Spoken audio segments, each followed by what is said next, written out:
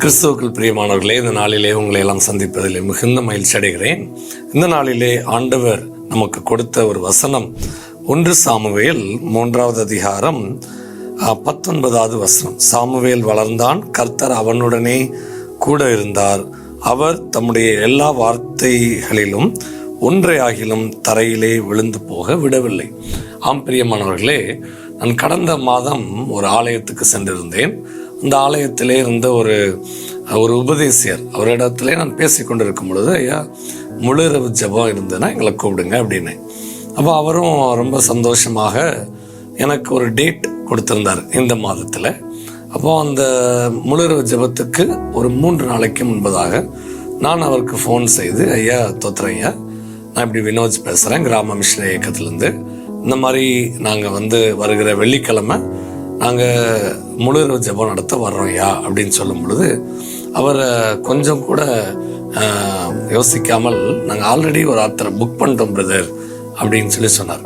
அந்த டோன் எனக்கு இன்னும் என்னால் மறக்க முடியலை. ஆம்பிரியமானவர்களே, மனிதர்களுடைய வார்த்தைகள் இப்படித்தான் இருக்கும். நாம் மனிதர்களை நாசியில் சுவாசம் உள்ளவர்களை நம்பாதேன்னு சொல்லியிருக்கிறாரு. மனுஷரை நம்புவதை பார்க்கலாம் கர்த்தர் பற்றில இருப்பதே நலம்னு சொல்லியிருக்கிறாரு. இதெல்லாம் மீறி நம்ம நம்புகிறோம். ஆனால் என்னதாக இருந்தாலும் அவன் மனிதன் என்பதை அடிக்கடி அவன் நிரூபித்துக் கொண்டிருக்கிறான். ஆனால் நாம் வணங்குகிற தேவன் நம்ம ஜீவன் உள்ள தேவன், அப்படிப்பட்டவர் அல்ல. அவருடைய வார்த்தை ஒன்றாகிலும் தரையிலே விழுந்து போக அவர் விட மாட்டார். அவர் மனம் மாற அவர் மனுபுத்திரர் அல்ல. ஒரு வேளை நம்மிடத்திலே அவர் பிரியமாகி இருக்கும் பொழுது நம்மை ஆசீர்வதித்து விட்டார் என்றால் அந்த வார்த்தையில அவர் நிலைத்திருக்கிறார்.